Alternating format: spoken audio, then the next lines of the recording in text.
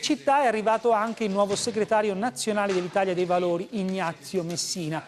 Al centro le polemiche sull'inchiesta Rimborsopoli che ha investito il Consiglio regionale.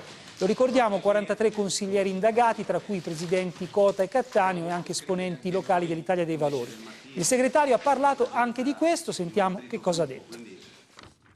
Io ritengo che il governo del Piemonte e il Consiglio regionale del Piemonte sia arrivato al capolinea.